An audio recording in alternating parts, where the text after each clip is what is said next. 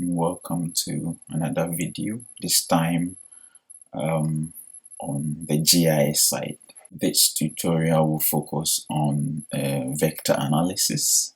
So I received a question from one of my former colleagues. Let me bring it up. So he's been to the field and he took some measurements of plots. He recorded the center coordinate and the corner coordinate of a 50 by 50 meter plot, which is the main plot. And within the 50 by 50 meter plot, there are subplots, each of 5 by 5 meters. And as you can see, he has already pre-selected some of the plots which he probably used for recording data in the field. But the problem is that he forgot, he did not get the chance to take the center coordinate and as well as the corner coordinates of these plots that he wants to work with. And now he's off the field, far away on another continent, and wondering if it's possible to extract the center coordinate and possibly also the corner coordinate of the subplots where he wants to work. So we've defined the problem. We'll go ahead and look to see if there is any data, and then try to analyze the problem and present the results, which is a standard GIS procedure for solving problems. So yes, we are lucky he provided some of the data. So there's the data set for the bigger plot, the main plot. And so there's a center coordinate which is in decimal degrees, and the corners of the plot, the coordinates for the plot corners, which are all in degrees, minutes, and seconds. So this is the data set that we have. We will try and simulate his plot from this data and then see if we can assist with the problem of finding the center coordinate as well as the corner coordinates of these subplots. So I'll go ahead and open QGIS. Before that, I have saved these two data set, one which is the corner coordinates which he provided, and the other which represent the center coordinates. So remember, if you would want to import your data into QGIS, it has to be in the CSV format. So we have that data set ready.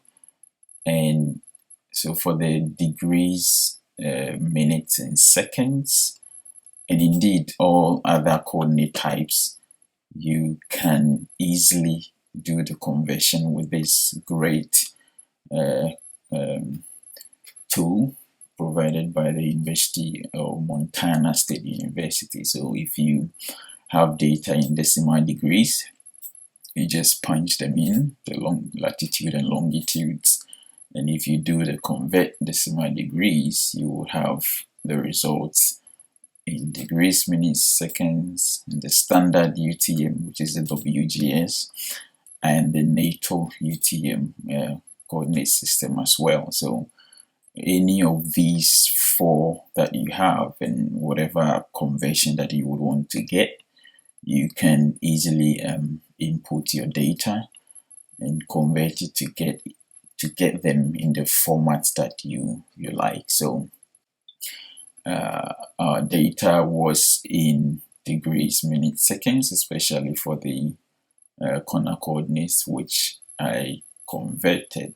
So you can do for each of the points, and then you will get the decimal degrees version. You could also get the Eastern and Northern, which is the standard UTM, but of course you should know the projection, the UTM zone of the location from which you're working. And yeah, it comes up perfectly, and I checked with him and it's correct. It's somewhere in Indonesia, in Jambi. It's apparently there's a forest reserve from which he or a national park, I think, from which he's working. So yeah, so we know the UTM zone and the hemisphere now, which will be really useful analysis, because we would want to reproject the points or any of the GIS layers into a WGS or a standard UTM reference system, because it then becomes easier when dealing with measurements, because the UTM automatically uses meters in the distance measurement, so it's easier to create or designate what distance and units that you want, and it's easier to relate with, unlike working with distances in degrees. So yeah, that's just a few words that I want to say for now, and then we will jump in. So first of all, you launch your QGIS.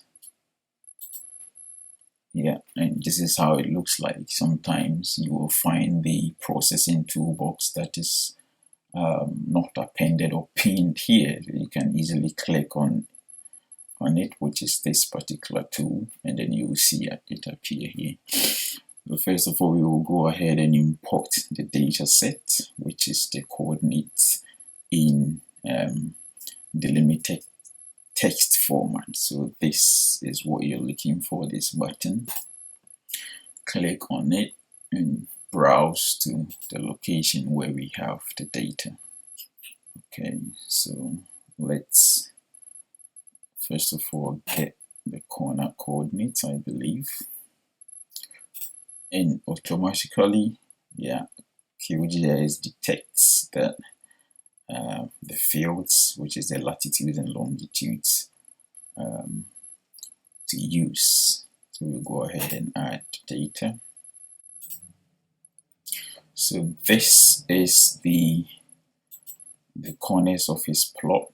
Let me add some base map from the OpenStreetMap so that it's easier to appreciate the location where the plot is. So yes, there is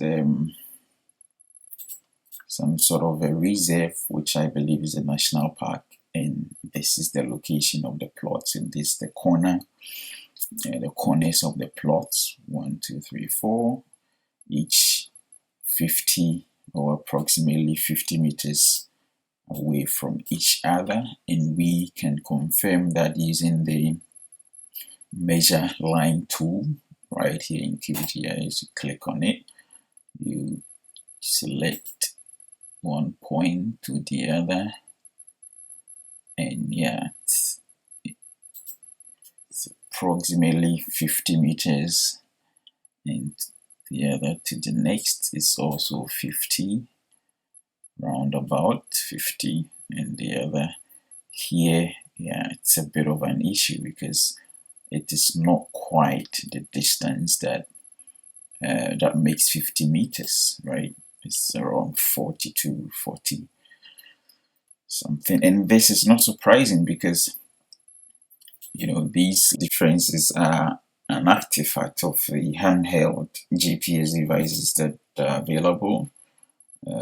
So it's important that when you go to the field, you know the accuracy of your GPS device. So how far is it from the actual point? There are really high precision devices which are also, of course, very expensive, but for the handheld ones, which are easy to come by and overall convenient to work with, and they do the job all right, but there can be issues with the distances from where the point is.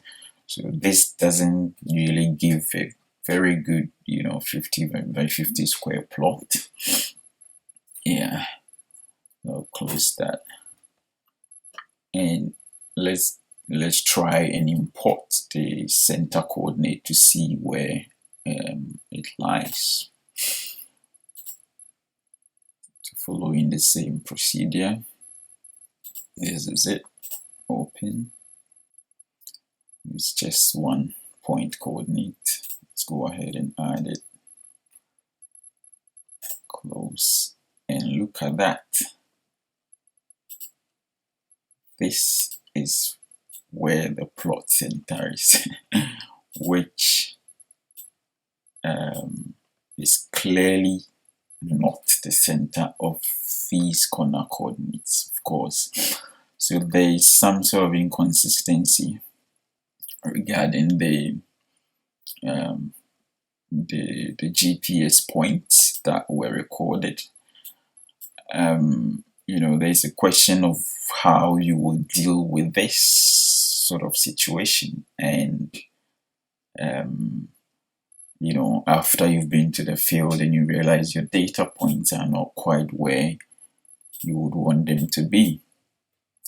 And the short answer is that this is really challenging to do. Yeah, the easier option will be to revisit the field and check the points again. But if your field is far away and it takes a flight and a couple of days to get to, that's obviously not the most efficient solution. But of course, other solutions also affects accuracy. Then there's a trade-off over there.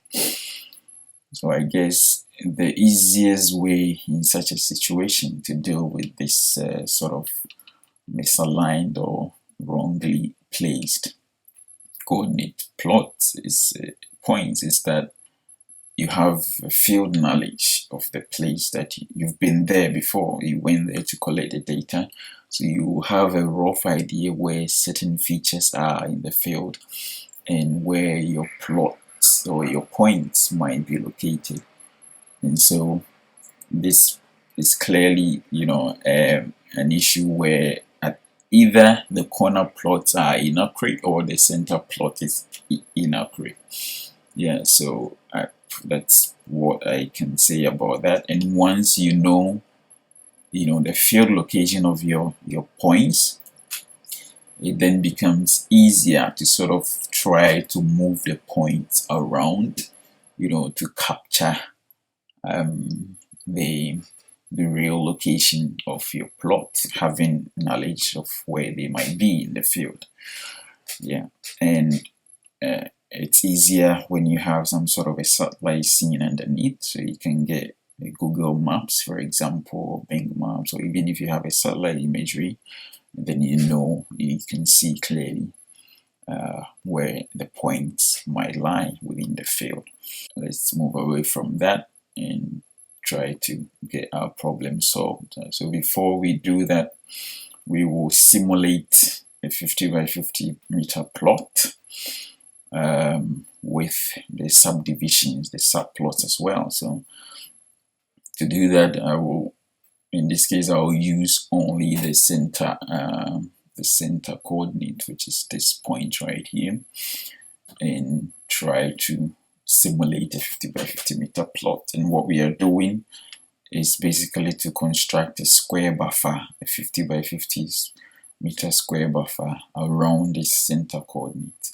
So you can simply type buffer here in the search box of the processing toolbox, and you are interested in rectangles, ovals, and diamonds, so these sort of shapes.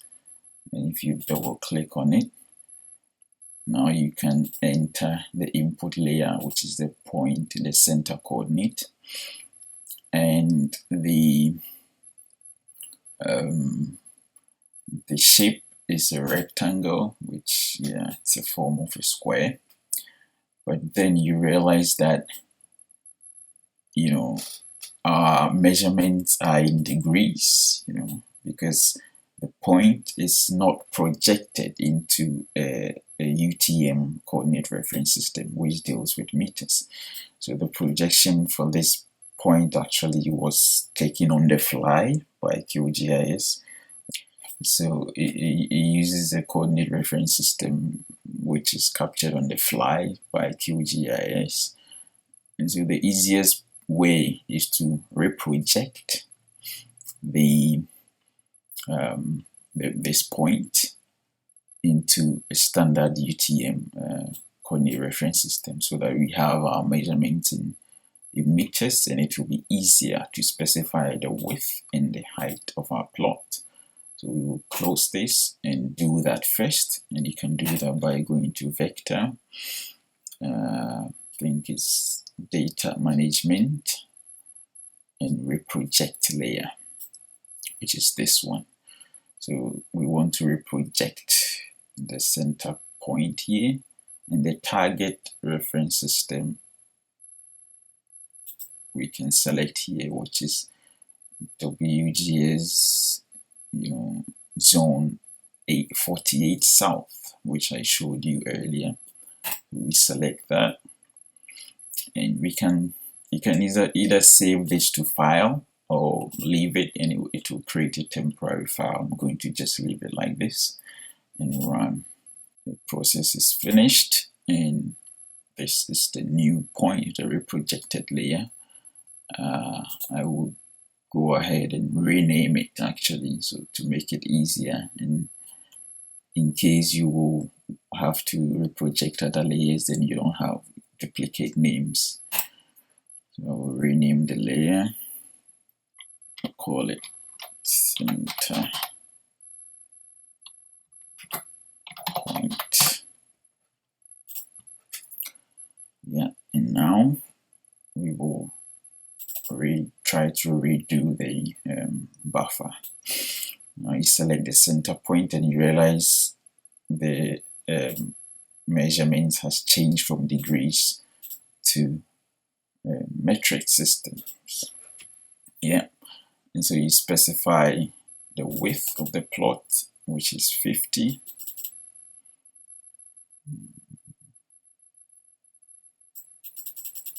Yeah, and the height is also 50, so it's a 50 by 50 square plot in meters. Yeah.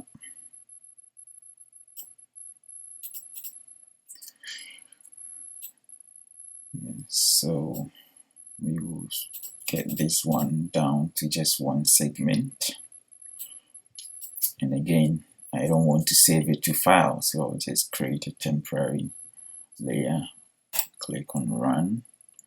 It's finished. Let's see, there you go. You can switch, toggle between the polygon and the center point, or even just bring this one up. And yeah, so there's the center of the plot. This is the square plot 50 by 50 that we have. You can still check if it's indeed 50 by 50 using the measure line tool. Click one corner to the other, and yeah, it's approximately 50. We can try and change the symbology a bit to make things a bit more visible. Go to property, symbology, simple fill. We want to make it hollow, so we don't want a solid fill. We want a no brush. And we can sort of increase the thickness of the borders a bit, to be able to appreciate the plot better. Click apply, and this is our 50 by 50 meter plot, which actually is in this case this main plot, right? Now the next step is to create the grid within the plot, which is a 5 by 5 meter grid within the main plot. To do that, you can easily go to under vector, and I think it's research tools, yeah, and you have create grid here, right here. Select it, and Now we want to create a grid type, which is a sort of a rectangular or square grid. So you select the rectangle polygon. The grid extent will be the polygon, which is the main plot. And again, the distances here are in degrees, but you can easily change that within here by specifying the coordinate system, which is the UTM zone 48 south right here, and this will be the reference system of the output grid. So now we know they are in meters, right? So we can specify the spacing here of the grid, which will be it's 5 meters by 5 meters. Leave all the others constant, and again, I'm not going to save it to file, just leave it to save as a temporary file. Run. Completed. Close. Yes, and now we have our grid, which is created right here. So in the same way, we can go ahead and change the symbology of the grid from solid to no brush, and even possibly change the color, stroke colors, to make it a bit different. Apply. Okay. Yes, now we have simulated the plot as the question came with. So we've simulated the main plot and the subplots. The problem was that he was actually interested in these locations that are labeled from A to E, and we can easily select that from the QGIS canvas. So just by noting the location of each one, starting from here.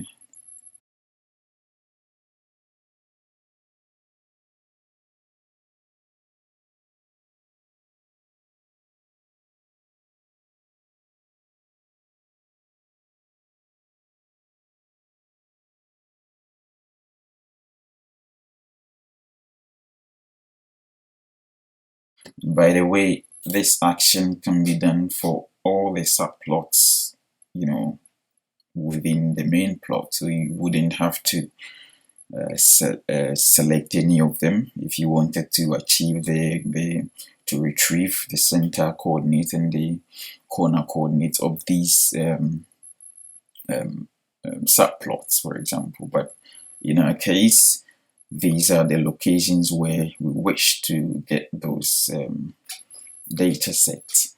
So once you have this done, the next point is to get the center coordinates for the selected plots, selected subplots. So for that, you can check at vector, and the tool we are looking for is under geometry tools, which is called Centroids, and I think the name gives it away. So it creates a point in the center of a polygon, so whatever the shape of your polygon is.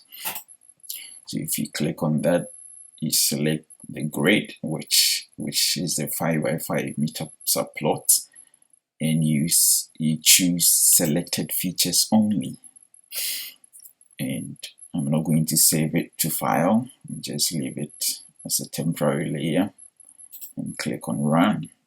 It's very quick, and there you go. You can see that the points are created in the center of each subplot, and this is the name, which is Centroids. So you can right click on it and check the attribute table to see the coordinates. So this is what you're looking for. So these coordinates is actually in the UTM projection or reference system, if I should say. And so you're interested in the top and the right columns right here. So the top represent the northern and the right represent the eastern, right, for instance. So for the first plot, we can try and see, we can copy and try to do the conversion to say decimal degrees from this website. So let me paste it here. It should be the northern. Paste. Go back. The eastern.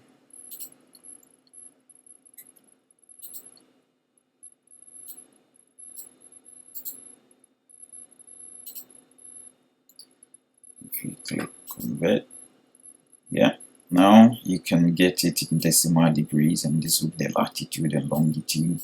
And if you're working in degrees, minutes, seconds, you have it as well.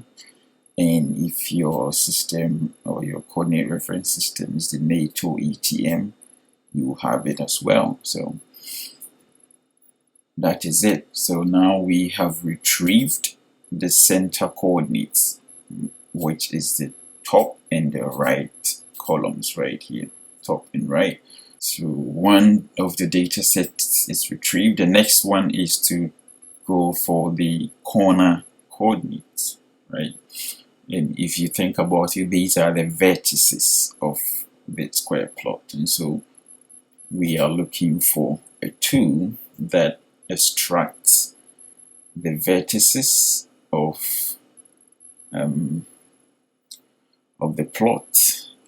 And so under geometry tools, you have extract vertices right here. You select that and you choose the grid layer. Once again, we want the selected features only.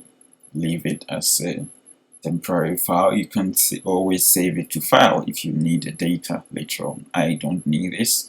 This is just a demonstration. So I'll click on run. It's really quick, and there you go. You have the coordinates for the corners of the plots as well, right there. And it's named vertices right here.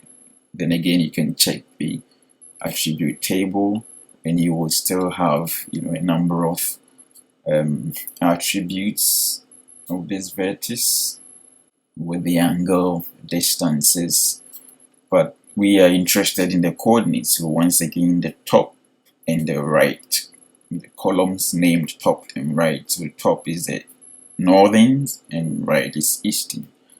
And yeah, so you can try and, you know, you can select one of them and zoom in to it.